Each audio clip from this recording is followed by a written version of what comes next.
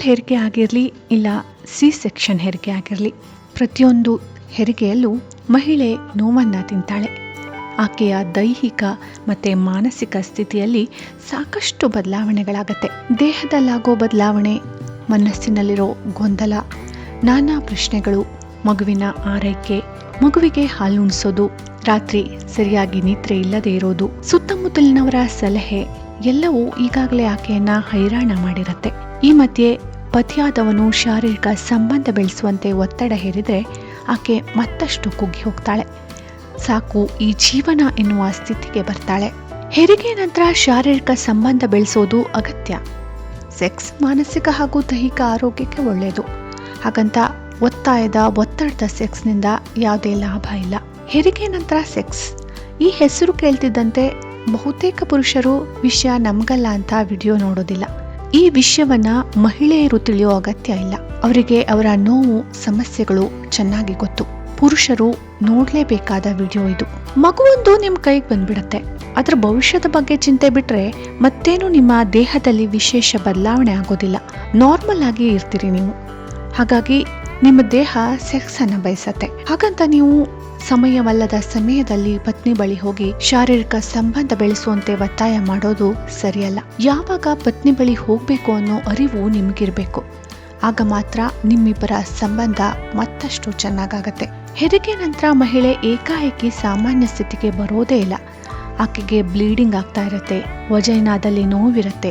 Bleeding ನಿಲ್ಬೇಕು, ಗರ್ಭಕೋಶದ ಗಾಯ ಗುಣ ಆಗ್ಬೇಕು ಅಂದ್ರೆ 4 ರಿಂದ 6 ವಾರ ಬೇಕೇ ಬೇಕು. ನಿಮ್ಮ ಪತ್ನಿಯ ಆರೋಗ್ಯ ಮುಖ್ಯ ಎನ್ನುವವರು ನೀವಾಗಿದ್ರೆ 6 ವಾರ ಆಕೆ ಸುದ್ದಿಗೆ ಹೋಗ್ಲೇಬೇಡಿ.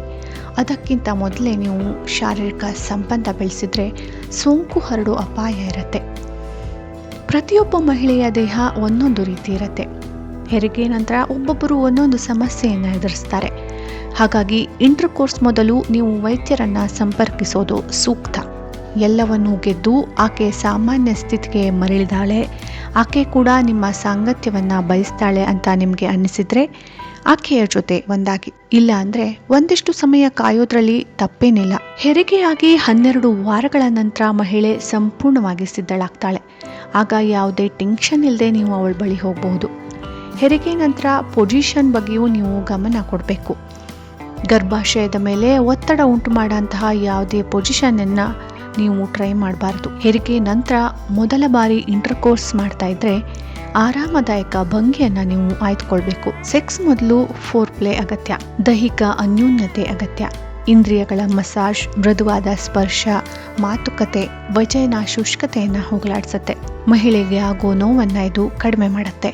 ಹೆರಿಗೆ ನಂತರ ಸ್ಪೂನಿಂಗ್ ದಿ ಬೆಸ್ಟ್ ಅಂತ ತಜ್ಞರು ಹೇಳ್ತಾರೆ. ಸಿ ಸೆಕ್ಷನ್ ಮಹಿಳೆಯರಿಗೆ ಇದರಿಂದ ಯಾವುದೇ ಸಮಸ್ಯೆ ಕಾಡೋದಿಲ್ಲ. ಮಿಷನರಿ ಕೂಡ ಒಳ್ಳೆಯದು. ದೇಹದ ಯಾವುದೇ ಭಾಗಗಳ ಮೇಲೆ ಒತ್ತಡ ಬೀಳೋದಿಲ್ಲ. ವುಮೆನ್ ಆನ್ ಟಾಪ್ ಪೊಸಿಷನ್ ಕೂಡ ನೀವು ಟ್ರೈ ಮಾಡಬಹುದು. ಇದು ಕೂಡ ಮಹಿಳೆಯರಿಗೆ ಆರಾಮ ನೀಡುವಂತಹ ಭಂಗಿ. ಈ ಲೈಂಗಿಕ ಸ್ಥಿತಿಯಲ್ಲಿ ಮಹಿಳೆಯರ ಹೊಟ್ಟೆ ಮೇಲೆ ಯಾವುದೇ ಒತ್ತಡ ಬೀಳೋದಿಲ್ಲ. ಈ ಕಾರಣದಿಂದಾಗಿ ಅಸ್ವಸ್ಥತೆ ಅಥವಾ ನೋವಿನ ಸಾಧ್ಯತೆ ಕಡಿಮೆ. ರಿವರ್ಸ್ ಚೇರ್ ಪೊಸಿಷನ್ನಲ್ಲಿಯೂ ಮಹಿಳೆ ಹೊಟ್ಟೆ ಮೇಲೆ ಒತ್ತಡ ಬೀಳದ ಕಾರಣ ನೀವಿದನ್ನ ಟ್ರೈ ಮಾಡಬಹುದು. ಕೆಲವೊಂದು ಭಂಗಿಗಳನ್ನ ಯಾವುದೇ ಕಾರಣಕ್ಕೂ ಪ್ರಯತ್ನಿಸೋಕೆ ಹೋಗಬೇಡಿ. ಅದರಲ್ಲಿ ಡಾಗಿ ಸ್ಟೈಲ್ ಕೂಡ ಒಂದು. ಇದು ಹೊಟ್ಟೆ ಮೇಲೆ ಒತ್ತಡವನ್ನು ಹಾಕತ್ತೆ. ಇದರಿಂದ ಮಹಿಳೆಯ ನೋವು ಹೆಚ್ಚಾಗೋ ಸಾಧ್ಯತೆ ಇದೆ. ಹೆರಿಗೆ ನಂತರ ಮಹಿಳೆಯರ ವಜೈನ ಶುಷ್ಕವಾಗುತ್ತೆ. ಹಾಗಾಗಿ ನೀವು ಲುಬ್ರಿಕೆಂಟ್ ಬಳಸುವಂತೆ ಆಕೆಗೆ ಸಲಹೆಯನ್ನ ನೀಡಬಹುದು. ಆದರೆ ಕಾಂಡೋಮ್ ಧರಿಸುವಾಗ ಲುಬ್ರಿಕೆಂಟ್ ಅನ್ನ ಬಳಸಬಾರ್ದು ಅನ್ನೋ ಜ್ಞಾನ ನಿಮ್ಗಿರ್ಲಿ. ಹೆರಿಗೆ ಆದ 1 ವರ್ಷದಲ್ಲೇ ಮತ್ತೆ ಗರ್ಭ ಧರಿಸಿದ್ರೆ ಸಮಸ್ಯೆಗಳು ಸಾಕಷ್ಟಿರತ್ತೆ.